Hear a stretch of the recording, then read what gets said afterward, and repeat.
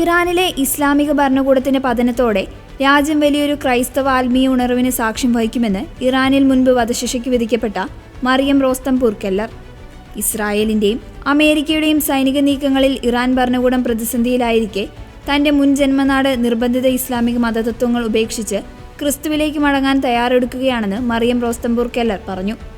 2009 ഇറാനിലെ ഇസ്ലാമിസ്റ്റ് ഭരണകൂടം മറിയത്തെയും സുഹൃത്ത് മാർസിയെയും അറസ്റ്റ് ചെയ്തിരുന്നു. ഇസ്ലാം മതം ഉപേക്ഷിച്ചു, സുവിശേഷം പ്രചരിപ്പിച്ചു എന്നീ കുറ്റങ്ങൾ ചുമത്തി ഇവർക്ക് മരണശിക്ഷയാണ് കോടതി വിധിച്ചത്.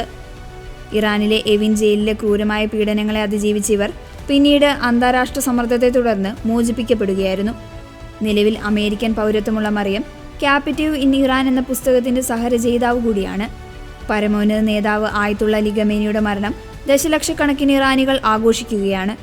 ദശാബ്ദങ്ങൾ നീണ്ട പീഡനങ്ങളിൽ നിന്ന് ജനങ്ങൾ മോചിതരാകാൻ ആഗ്രഹിക്കുന്നു. ഇറാനിലെ നിരവധി ആളുകൾക്ക് യേശു ക്രിസ്തുവിനെ ദർശനത്തിലൂടെയും സ്വപ്നത്തിലൂടെയും കാണാൻ സാധിക്കുന്നുണ്ടെന്നും അവർ വെളിപ്പെടുത്തി. ഭരണകൂടം വീഴുമ്പോൾ അവിടെ സുവിശേഷം എത്തിക്കാൻ ലോകമെമ്പാടുമുള്ള ക്രൈസ്തവർ സന്നദ്ധരാകണം. ഇറാനിൽ ഇപ്പോൾ നടക്കുന്നത് വെറുമൊരു യുദ്ധമല്ല, മറിച്ച് നന്മയും തിന്മയും തമ്മിലുള്ള ആത്മീയ പോരാട്ടമാണെന്ന് മറിയം പറയുന്നു.